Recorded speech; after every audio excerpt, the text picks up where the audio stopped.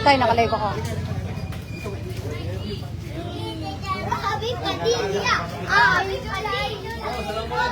Ay, kami salam.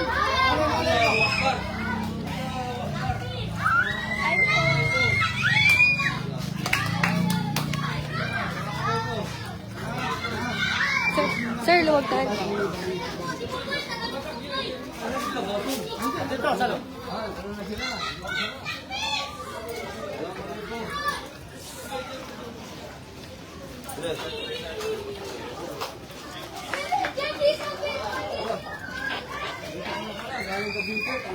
Opo.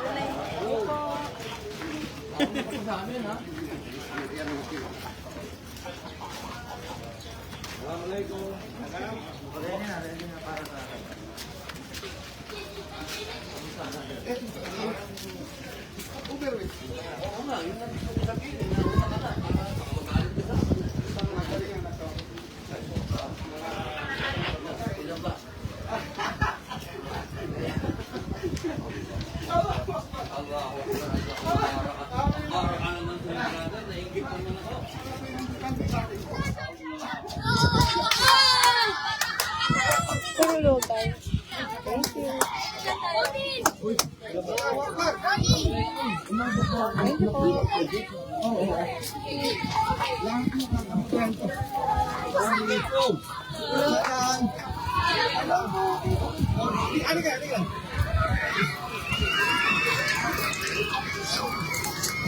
Assalamualaikum kapatid.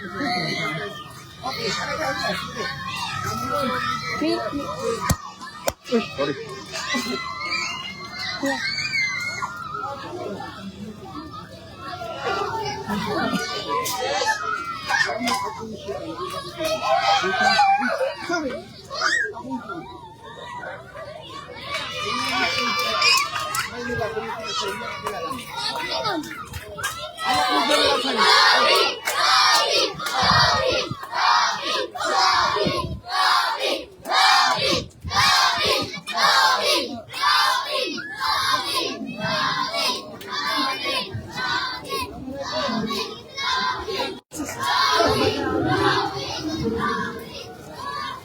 Din. Ah.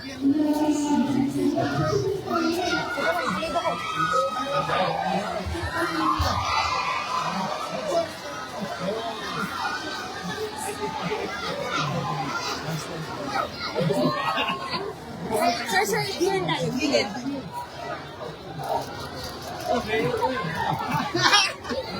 Pasok!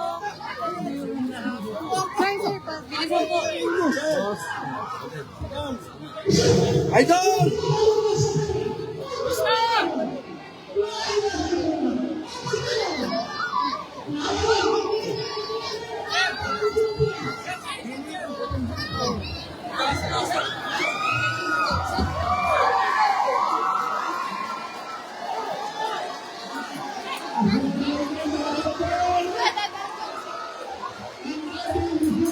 Kuya! Alis ka dyan, kuya!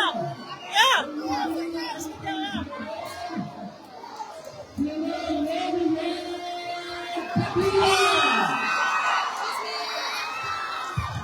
Kali ka na video na, hotel ka na.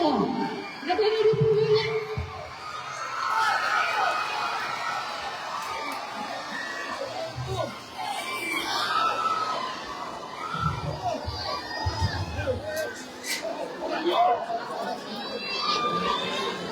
Sabi mo na isa.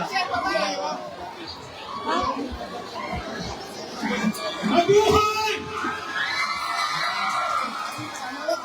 Ngayon, ako din muna pinakahihintay natin ang mga sa inyo. Mamaya na po, mamaya na.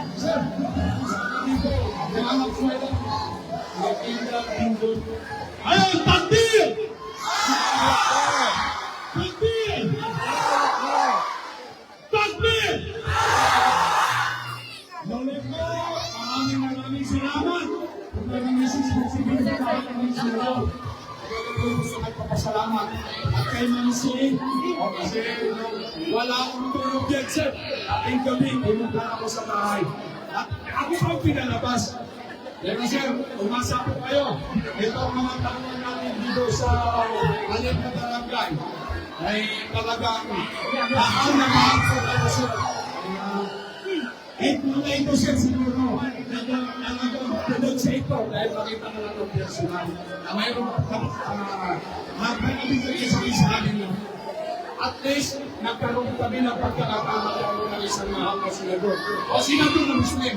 Ayon, sir, maririnig natin ang ibinibigay ko na itong mikropono sa kaisa isa ko Sultan Masyarik Abu sa Pilipinas.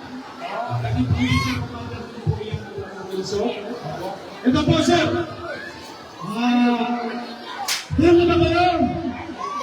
Gusto nyo narinig si ating Senador Rodon Padilla. Okay, ating mahal na Senador ito yung barangay sa Padilla. Wala nagbibinig. Mabuhay si Rodon Padilla. Mabuhay si Rodon Padilla. Mga maging presidente pa. Mahal na ka, Senador. Maraming salamat po sa iyo. Ang barangay na ito ay laging maluwarte ng Padilla. Maraming salamat din kay Marion Padilla sa tulong. Maraming salamat kay Director sa Kaloran. Maraming salamat kay Sultan ng ating mahal na Sultan. Ang ating barangay chairman po ay Sultan ng Manila. Siya po ang ating Sultan ng Manila. At ang mga kaibigan, maraming salamat po sa inyong suporta sapagkat ilang beses po tumakbo ng mga kandidato pero si Rodon Padilla hindi na kuna dito siya ang nanalo dito. Tama po ba? Kahit hindi na kuna siya ang mananalo sa mananalo natin. Okay. Siguro ang ating sultan, maraming salamat din dahil ang mahal sa Senador sa Manila na ating pagulungan ng ating sultan ng Manila. Sultan Marco W.A. Siya po ang ating sultan. Tawag na sila kasultan. Magawa sa Bureau ng Manila. At siya po ang sultan ng Manila. Ako si Sultan Marco! Ngayon, ang natin ang ating mahal na direktor bago magsalita ang ating Senador, ang ating direktor ng Manila, direktor sa Ektoran. Assalamualaikum warahmatullahi wabarakatuh. Hindi ko na po pangahabahin pa at tayo naman po ay magkakakilala na. Ito po ay araw ninyo. Handog po sa inyo ng ating mahal na Senador Rodon Padilla. So hindi ko na po pangahabahin pa. Allahu Akbar po sa ating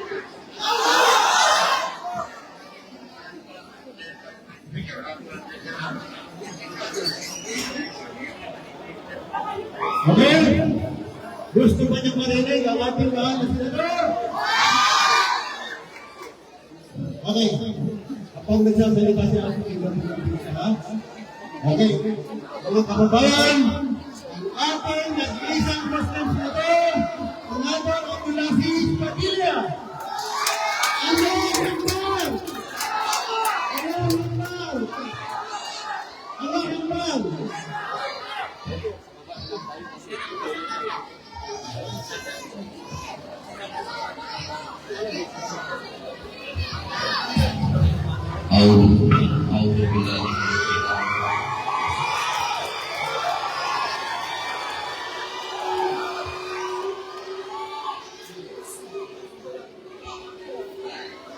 Bismillahirrahmanirrahim.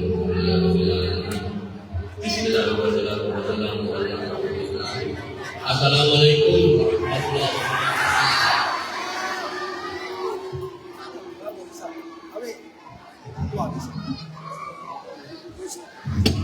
Kala ko may dadaan na barko. Mga mahal kong kapatid, mula po nagpapasalamat po ako sa napamaganda po. At introduction, salamat po. Hindi ko po makakalimutan yung tulong ito sa akin. At alam niyo po, marami nagtatanong. Paano nangyari naging number 1 niya? wala namang pera ng ilabas. Wala namang hinigan ng tulong kahit sino, pero number one. Hindi nila alam yung sikreto ko. Yung sikreto ko, Allahu Akbar. Siya ang nagbigay ng pahintulot na maging number one po. Allahu Akbar. Ngayon po mga kapatid, hindi po ako nagpunta dito para una hindi po mapolitika. Kasi alam niyo naman, hindi naman ako pumasok sa pagiging senador nang dahil sa politika. Kasi kung politika lang, ay ayaw ko na talaga. Fit na yan, fit na. Ang laking fit. Pero dumating ang panahon na nangangailangan talaga, sabi nga ng ating sultan, nangangailangan ng isang Muslim na senador sa Allahu Akbar. At tayo po ay pinagpala. Ito pong ganap natin ngayon, ito po ay hindi galing sa kanina man, ito po ay biyaya ng Allah sa inyo.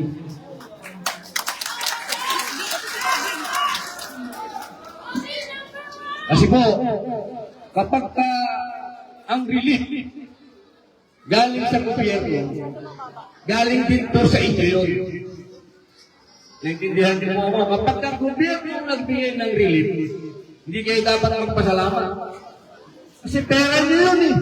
Tandaan niyo, ang ginagastos ng gobyerno, pera ninyo. Ito, hindi yun pera ng gobyerno. At yung ibinahagi po sa inyong pera, hindi rin po yung pera ng gobyerno. Pera po yan ng mga tao, una nagmamalasakit sa mga Muslim pero Kristiyano sila. Katulad po ng aking asawa na may-ari ng Vida Skin, saka ng Cooking Ina. Hindi po ako nagmura, Cooking Ina. Yun po yung pangalan. Yun po yung pangalan ng kanyang tindahan. At nagbebenta rin po yun ng barley. Mula po sa kanyang kita, siya po ay nag-donate ng mga bigas at corned beef. Yun naman po pinamamahaging pera. Galing naman po yun sa isang Kristiyano din. Na yun naman po ang may-ari ng The Gun Store. Yun po yung ini-endorso ko. Na The Gun Store. Yan po yung nandiyan sa BTC. Ito po yung mga taong nahilingan natin ng tulong. Kaya po sila open ang kanilang mga kamay at papapakita po ito sa buong bansa na ang mga Muslim at Kristiyano nagtutulungan. Isang bagay po yan na napakagandang dawa natin. Isipin niyo po sa mga ganitong pagkakataon, tayo ay pinagpapalang Allah na tayo ay makapagdawa pa. Alam naman natin na sa araw-araw dapat tayo nagdadawa. Kaya ito pong araw na ito ay araw ng dawa natin sa isa't isa. Hindi po tayo kailangan maging malungkot, kailangan masaya po tayo. Dahil may pagpapala sa atin ng Allah na wala tayong utang na loob kahit kanino. Dahil sa Allah galing yung pagpapala nito. Kaya sana po, mga kapatid, wag po tayo magsawang panalangin lagi. Dahil hindi po tayo kailanman iiwan ng nag-iisang Diyos. Allahu Akbar. Nagpapasalamat po ako siyempre sa mga namumuno po dito. Unang-unang na po, ang ating chairman, Chairman Suhardo. Sir, sa itsura mo pa lang, siguro nung araw, ikaw sinutang ko na. Tikas. Wala ka po. At siyempre po, si Chairman Alia Bidua. Chairman, nakikita ko kagandahan kay Taramata. Princess Tarata.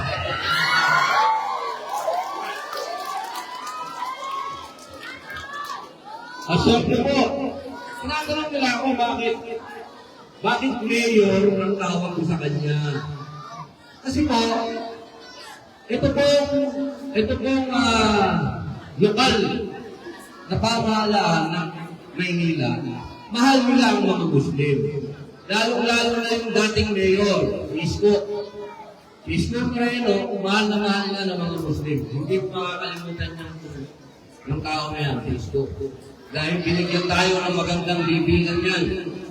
At kinilala niya na ang mga Muslim ang unang mayor ng Maynila. Kaya ay sumabi ng Maynila.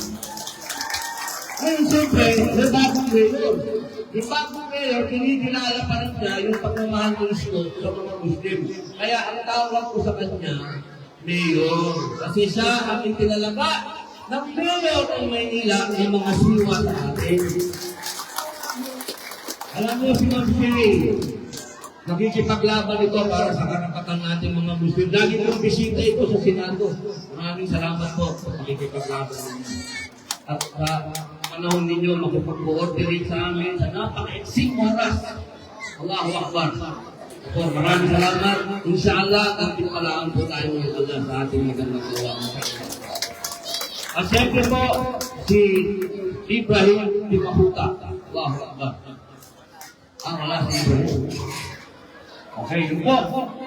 Mga kapatid, siyempre po si brother. Brother, hindi ko po makuha yung inyong Director Dilugong. Dilugong. Director Kusani.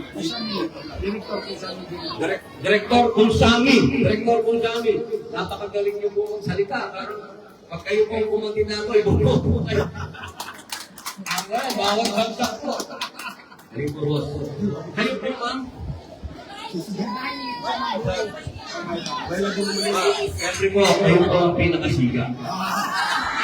Ito po yan. Mabahay po namin ang Senate President, si Mariel. Kaya naiintindihan ko po, boss. Siyempre po, si Omar. Siyempre po, kaibigan ko talaga ito. Wala ko salamat.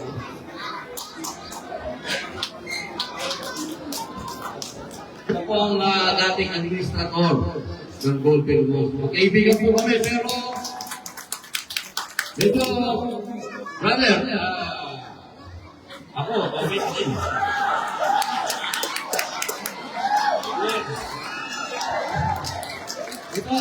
Ito, magandang bodyguard. Diba, brother? Allah. Muli pa mga kapatid, magsaya po tayo po. Allahu Akbar, maraming salamat po. Alhamdulillah.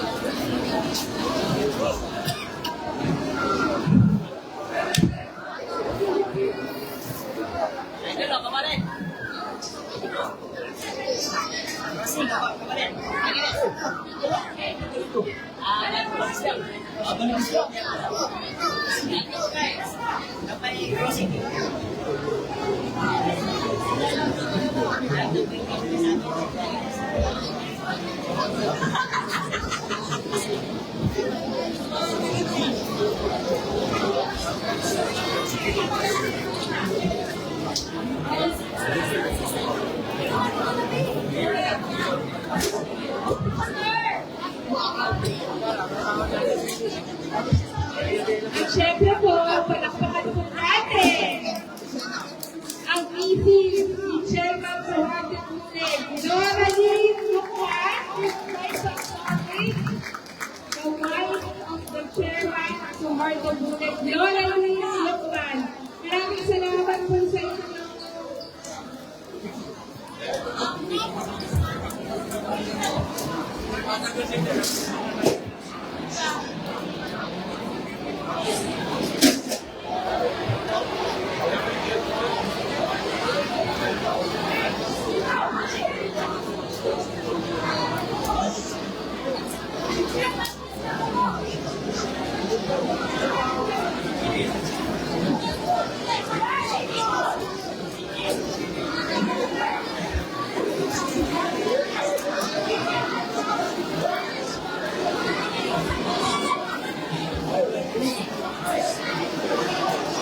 Yan, isa pa niya. Ate!